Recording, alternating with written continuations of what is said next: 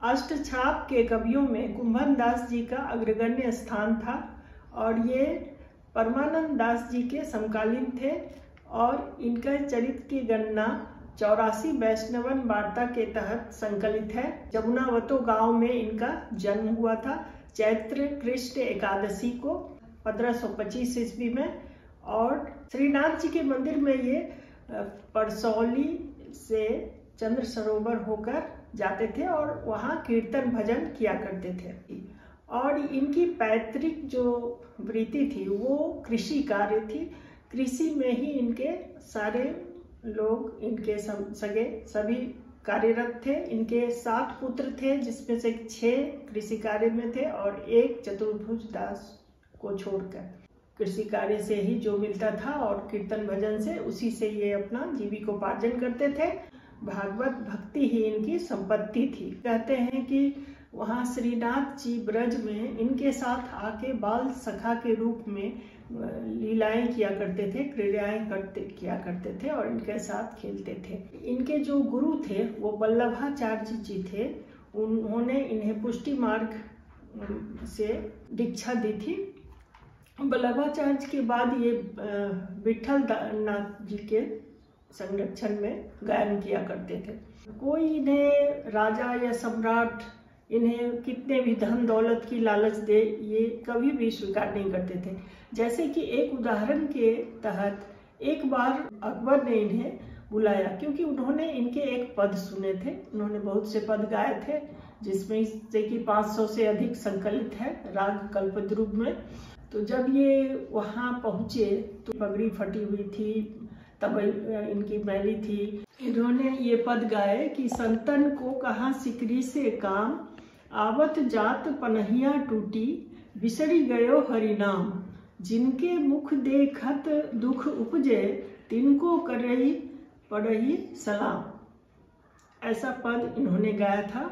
इसी प्रकार फिर कहा जाता है कि राजा ये मान सिंह जो थे वो इनकी काफ़ी तारीफ सुनते थे क्योंकि श्रीनाथ जी के मंदिर में ये भजन कीर्तन गायन किया करते थे। तो उन्होंने एक दिन देखा इन्हें आरती करते हुए और भजन कीर्तन करते हुए, तो वो चुपके से ब्रज आए और वहाँ उनके घर कुंभन दास जी से प्रभावित होकर उनके घर आए।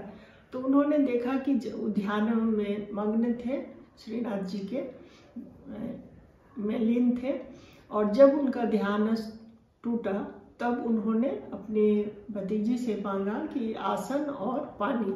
तो एक थाली में पानी रख के उन्हें दिया जाता था जिसमें कि वो उसी को दर्पण मान के अपना चेहरा देखते थे और तिलक लगाते थे। और आसन जो कहा जाता था आसन देने के लिए, तो वो घास की एक आसन थी।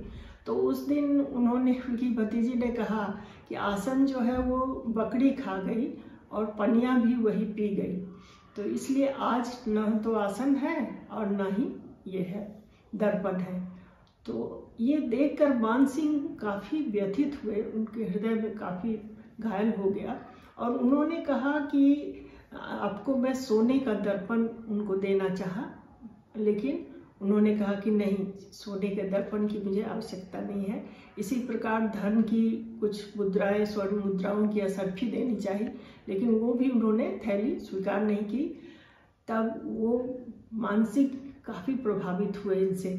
उन्होंने कहा कुंभन दास जी ने बेर के पेड़ और करील के वृक्ष से ही मेरा काम चल जाता है, तो मुझे इन चीज़ों की क्या आवश्यकता।